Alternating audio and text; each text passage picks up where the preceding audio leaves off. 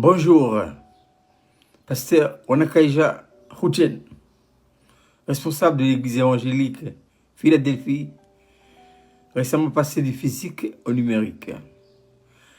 L'apôtre Paul, dans Romains chapitre 6, pose pour nous, enfants de Dieu, le fondement de la libération du péché.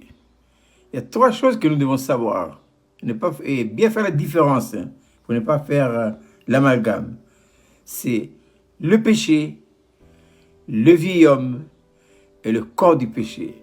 Et ça, nous le voyons dans Romains chapitre 6, verset 6, où Paul dit ceci: sachant que notre vieil homme a été crucifié avec lui, afin que le corps du péché soit détruit, pour que nous ne soyons plus esclaves du péché.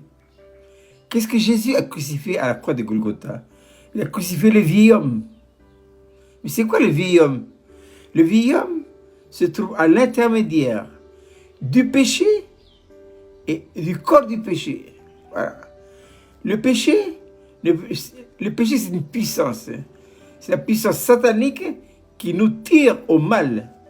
Mais le péché ne peut pas agir sur le corps du péché, à moins de passer par le vieil homme. C'est comme ça. Alors, qu'est-ce qu'il faut faire? Il faut lui couper le passage. C'est pourquoi Jésus, à la croix de Golgotha, il a coupé le passage. Ce qui fait que le péché reste toujours une puissance, mais il ne peut pas agir. Pour qu'il puisse agir, il faut qu'il passe par le vieil homme. Maintenant, qu'est-ce que le vieil homme? Le vieil homme, c'est le global des produits adamiques. C'est à cause du péché que le vieil homme est devenu en nous. Il faut bien faire la différence entre le vieil homme et l'homme nouveau. L'homme nouveau, c'est l'esprit nouvellement renouvelé, et le vieil homme se trouve dans l'âme. Voilà. Donc, quand Jésus est mort à la croix de Golgotha, il a crucifié quoi? Il n'a pas crucifié notre âme. Non, il a racheté notre âme. Il veut maintenant l'anoblir. Par contre, ce qu'il a crucifié à la croix de Golgotha, Romains 6 nous le dit très clairement, sachant que notre vieil homme a été crucifié. On dit dans Galates chapitre 2, verset 20, j'ai été crucifié avec Christ. Et ça, nous devons le croire. Bien qu'il ait été crucifié, il est vrai, il est évident que le vieil homme en nous, il est aussi frétillant que le poisson qui sort de l'eau. Il bouge bien, hein? Mais c'est pas grave.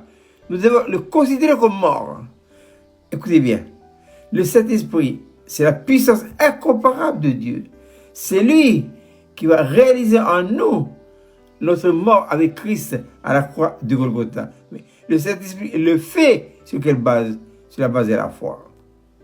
Dieu réalise toujours en nous les vérités que nous croyons. Bien que le vieil homme est aussi frétillant que le poisson qui sort de l'eau, nous devons comme croire que le vieil homme, Jésus, l'a contrôlé à la croix de Golgotha. C'est en croyant que cet esprit réalise.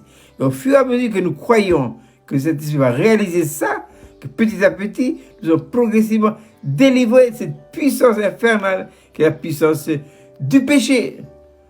Bon, c'est un peu difficile à comprendre tout ça, mais c'est pas grave. Il faut déjà le croire.